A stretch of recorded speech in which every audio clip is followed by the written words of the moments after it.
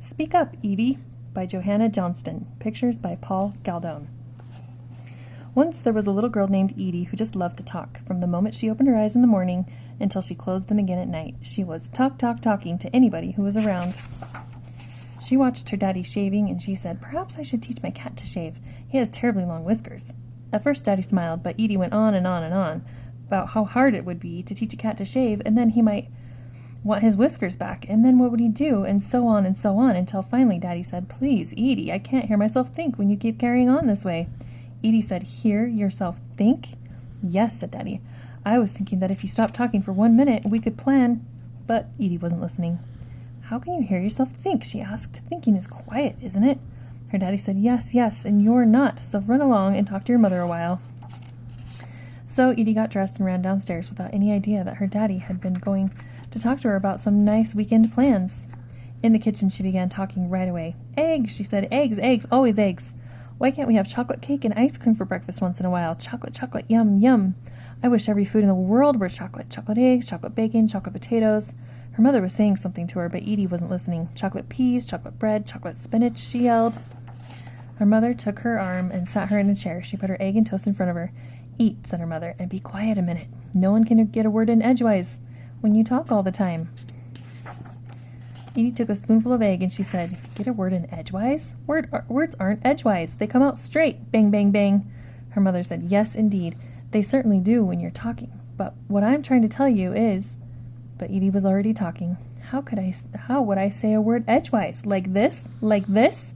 She was making faces as she ate. She didn't hear a word her mother was saying. Then it was time to get her books and hurry out to catch the school bus. "Don't forget now," her mother said. "Wait for me after school." "What?" said Edie, astonished. "Wait for you? Where? Why?" Her mother said, "Oh, Edie." The school bus began honking out front, so Edie's mother hurried to explain again that she was going to meet Edie after school and get her some new shoes. Then Edie had to run to get the bus, so of course she didn't hear her mother saying, "It's all right to talk, but you must learn to listen a little too." Anyway, Edie had already begun to talk to the bus driver and her friends on the bus. "Guess what?" she said. "I'm going to get some new shoes. I think I want red ones. Red is my favorite color. I used to like blue, but now I like red." And she went on and on and on like that until finally the school bus got to school. Actually, she couldn't talk all the time at school. Miss Mason, her teacher, had to talk a little, and the other girls and boys had to answer questions now and then. So even though Edie talked quite a lot, she did manage to hear Miss Mason tell the exciting news. Their class was going to put on the program for Thanksgiving Day Assembly. Miss Mason said, "We'll plan it ourselves. We'll do everything ourselves." Oh, said Edie, who couldn't keep quiet any longer. "I know just what we should do. All about the Pilgrims coming to America and having such a hard time, and then the Indians helping them, and things getting better, and then the big dinner, and the Indians coming too." Miss Mason smiled and nodded. She said, "That's one good idea, Edie. Now let's hear ideas from everyone else." But as it turned out, everybody liked Edie's idea, so it was decided. They would make up a play about the Pilgrim story, and everybody would have a part in it. Well, the Pilgrim play was all that Edie would talk about when her mother met her that afternoon to buy her new shoes. And that night, as soon as her daddy opened the door, Edie said, "Guess what? We're going to have a Pilgrim play at school, and I'm going to be the one who talks all the way through." Her daddy said, "That figures." Edie went right on. "Some of the kids are going to be Pilgrims and some Indians, and I'm going to be the historian who explains what's going on all the time." Then Edie went on and on about what she was going to say while the others acted out the story. Her daddy couldn't hear himself think. Her mother could hardly get a word in edgewise. They both did say it would be a good idea if she listened to Miss Mason very carefully, so as to know what to say and when. But Edie only said, "Oh, of course, don't worry." And then she went on and on about how good the play was going to be. It seemed to Edie that the great day of the assembly would never come, but at last it did. There she was, in the little room off the stage in her costume. All the others were there, too, in their costumes.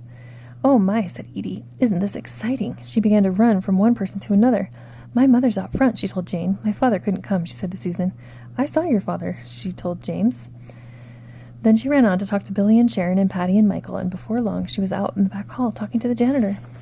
"Aren't you going to see the play?" Edie asked. "Oh, you must. I'm the historian, you know."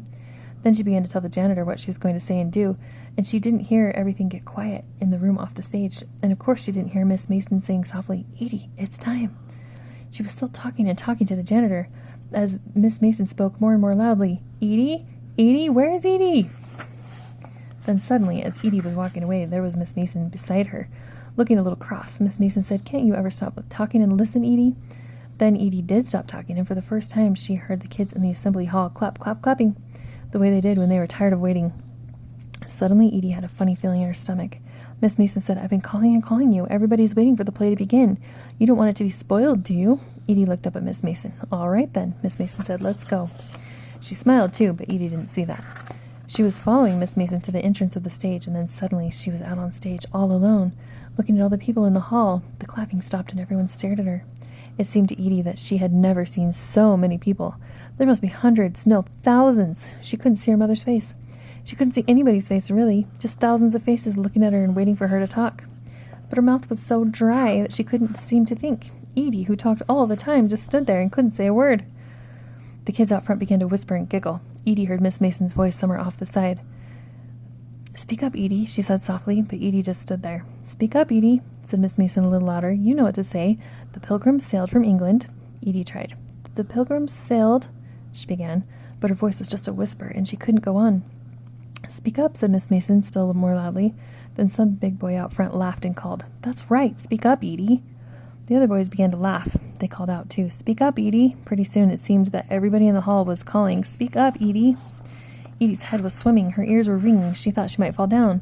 Then all of a sudden she was cross, so cross that she forgot that her mouth was dry, and that thousands of people were staring at her. "Be quiet," she yelled.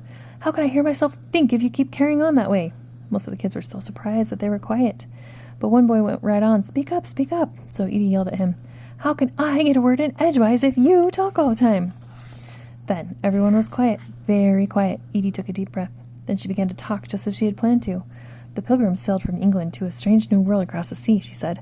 "The boys and girls dressed as pilgrims. They came out onto the stage, and the play began just as it was supposed to, and Edie went on talking just as she was supposed to also.